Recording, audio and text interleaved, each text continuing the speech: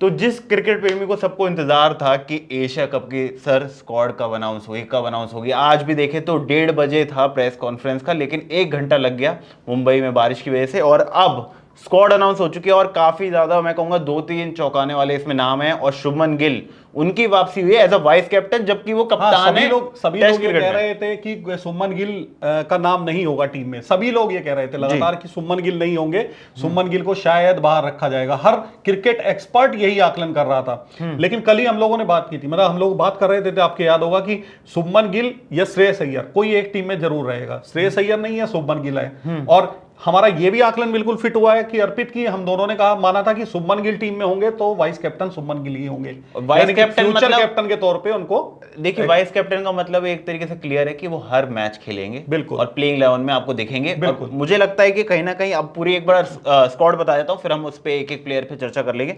तो देखिए, सूर्य कुमार यादव रहेंगे आपके वाइस कैप्टन के साथ, रहेंगे शुभमन गिल, और उसके अलावा रहेंगे अभिषेक शर्मा, संजू सैमसन विकेट कीपर, तिलक वर्मा, हार्दिक पांड्या, रिंकू सिंह, जितेश शर्मा आपके बैकअप विकेट कीपर, अक्षर पटेल, शिवम दुबे, कुलदीप यादव, वरुण चक्रवर्ती, हर्षित राणा, जसप्रीत बुमराह और लास्ट में रहेंगे हमारे अर्शदीप सिंह। तो सर ये पूरा अभी तक स्क्वाड है, तो हम एक एक करके पूरा चर्चा कर लेते हैं। चौंकाने वाला सिर्फ एक यही फैसला है कि हम लोग मतलब मान के चल रहे थे कि श्रेयस अय्यर को शायद T20 में जगह मिलेगी, और कहीं ना कहीं मुझे लगता है एक फास्ट बॉलर का कम लग रहा है, जिस तरीके से हमने देखा था कि मोहम्मद सिराज या अर्पित इसलिए नहीं मान रहा हूं मैं, क्योंकि देखिए यूएई के पीछे जो है वो स्लो है। यूएई के पीछों पर आपको स्पिनर ज्यादा मददगार साबित होंगे, फास्ट बॉलर उतना मददगार नहीं होते। फास्ट बॉलर के तौर पे भी हमारे पास में फिर ऑप्शन है कि भाई हम हार्दिक पांड्या टीम में खिला रहे हैं, अगर शिवम दुबे भी स्क्वाड में रहते हैं, अगर 11 में आते हैं तो शिवम दुबे भी हैं, तो ये ऑप्शन हमारे पास ऑलराउंडर के तौर पे हैं।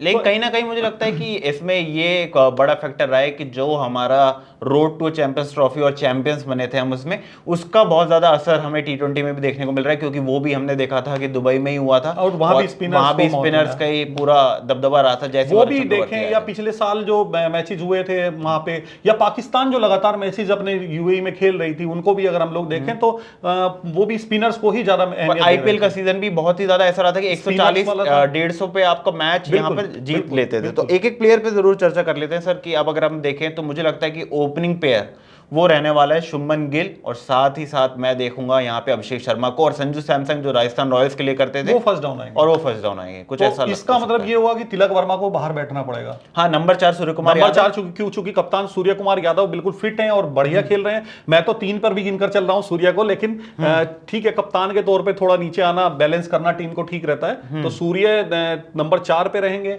नंबर 5 पे हार्दिक का पक्का है, हार्दिक और अक्षर पटेल में से टीम के।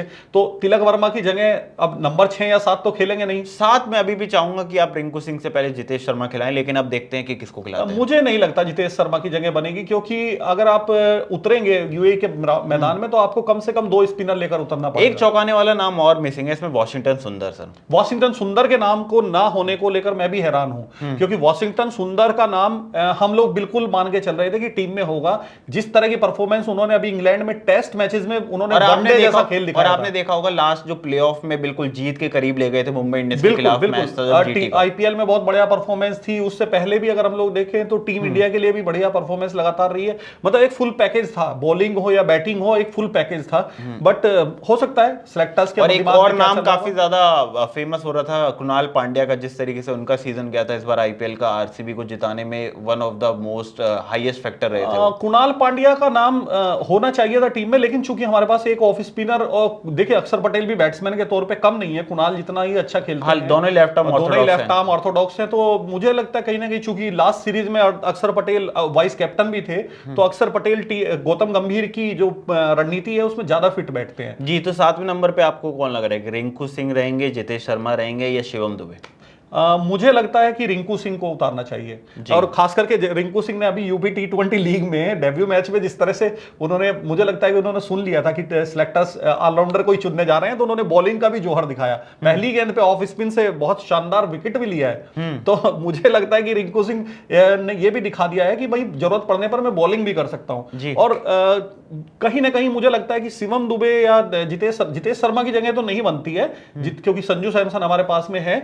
लेकिन हाँ, रिंकू सिंह को होना चाहिए, क्योंकि वो पोजीशन ऐसी है जब आपको एक जबरदस्त हिटर की और फिनिशर की जरूरत होती है, और रिंकू सिंह अपने को फिनिशर के तौर पे साबित कर चुके हैं। शिवम दुबे नीचे क्रम में उतने सफल नहीं रहे हैं जितने वो ऊपर खेल कर रहे हैं। चलिए अब 8वें नंबर पे देखें तो मुझे लगता है कि इसमें कुलदीप यादव हमारे सामने हमें देखने को कुलदीप यादव निश्चित रहेंगे, क्योंकि 2 स्पिनर्स के साथ आपको फिर उतरना ही पड़ेगा। आपको अगर 90 पे देखे तो वो रहेंगे वरुण चक्रवर्ती, और 10-11 देखे तो बुमराह और अर्शदीप सिंह। बिल्कुल यही टीम रहेगी मेरे हिसाब से, चूंकि हार्दिक पांड्या एक मीडियम पेसर के तौर पे हमारे पास ऑप्शन है।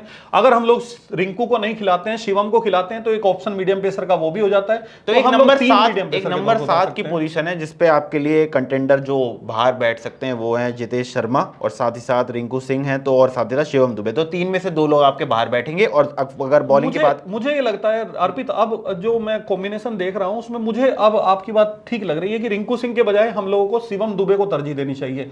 रीजन इसलिए कि हमारे पास टीम में 5 बॉलर होंगे। 5 बॉलर में से अगर कोई भी चोटिल हो जाता है या कोई भी पिट जाता है, 6 रहेंगे सर। नहीं, अगर पिट जाता है, शिवम दुबे नहीं होंगे तब की बात नहीं, तब भी 6 बॉलर हो गए आपके। हार्दिक पांड्या, हार्दिक हुए, अच्छा अक्षर पटेल को मैं गिनकर नहीं चला था। हाँ, हार्दिक पांड्या, अक्षर पटेल, वरुण यादव, वरुण चक्रवर्ती, कुलदीप यादव और सिराज, वो बुमराह या अर्शदीप सिंह। और बुमराह चूंकि हर मैच नहीं खेलेंगे जो माना जा रहा है, तो हर्षित राणा टीम में आएंगे। तो ये बिल्कुल सही कॉम्बिनेशन है। मुझे लगता है फिर रिंकू सिंह ही एक बेस्ट ऑप्शन। तो अगर हम बात करें प्लेइंग 11 से, जो पहले लाइकली अगर हम प्लेइंग 11 देखें जो बाहर हो सकते हैं, तो उसमें मुझे लगता है कि ये नाम रहने वाले हैं वो है हर्षित राणा का, साथ ही साथ शिवम दुबे, और साथ ही साथ जो एक और रहेंगे वो है जितेश शर्मा।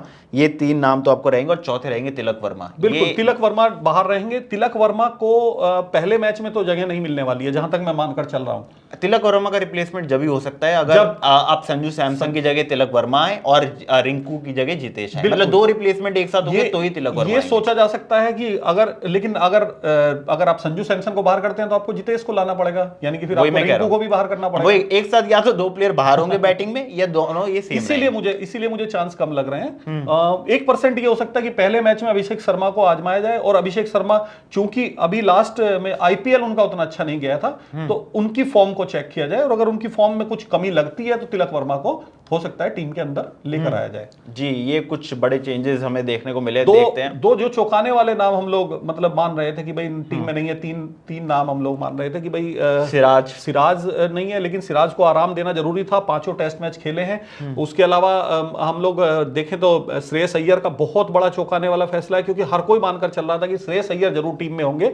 और प्रसिद्ध कृष्णा जो पर्पल कैप होल्डर, प्रसिद्ध कृष्णा का थोड़ा सा इसलिए लगता है कि प्रसिद्ध कृष्णा रेड बॉल बॉलर है, अच्छे हैं, व्हाइट बॉल का उतना में भी देखें तो पर्पल कैप होल्डर, लेकिन फिर भी अर्शदीप सिंह और उनका परफॉर्मेंस उस पर देखिए, इंटरनेशनल एक्सपीरियंस में अगर बात की जाए तो बुमराह और अर्शदीप के सामने प्रसिद्ध कृष्णा कहीं नहीं ठहरते हैं। तो वो मुझे इतना चौंकाने वाला फैसला नहीं लग रहा है। हर्षित राणा ने भी चूंकि अच्छी बॉल लगातार डाली है इंटरनेशनल में, गंभीर के फेवरेट है वो, और गंभीर के फेवरेट हैं। सबसे बड़ी बात तो ये सबसे बड़ा है जो आपने कहा है, गंभीर के फेवरेट हैं। और श्रेयस अय्यर शायद इसीलिए नहीं है क्योंकि गंभीर से कहीं ना कहीं उनकी तनातनी रही है, कोलकाता नाइट राइडर्स वाला जो उनका प्रकरण रहा है, उसके बाद से मुझे लग रहा है कि ऐसा ये टीम ऐसा रहेगी। जी, तो आप बता सकते हैं कि आपको क्या लगता है कि जो 15 की स्क्वाड आई है इसमें कौन से बड़े नाम है जो आपको लगता है मिसिंग है, और प्लेइंग 11 आपकी कौन सी होगी वो हमें कमेंट सेक्शन में बताइए। और आपके लिए जल्दी एआई की प्रेडिक्शन आने वाली है कि एआई क्या प्रेडिक्ट कर रहा है कि बेस्ट प्लेइंग 11 क्या रहने वाली है, तो वो वीडियो भी आप हमारे साथ जरूर देखिएगा। कीप फॉलो और सब्सक्राइब कर लीजिए एशिया कप की सारी कवरेज के लिए डीएनए और क्रिकेट कंट्री को। Thank you for watching.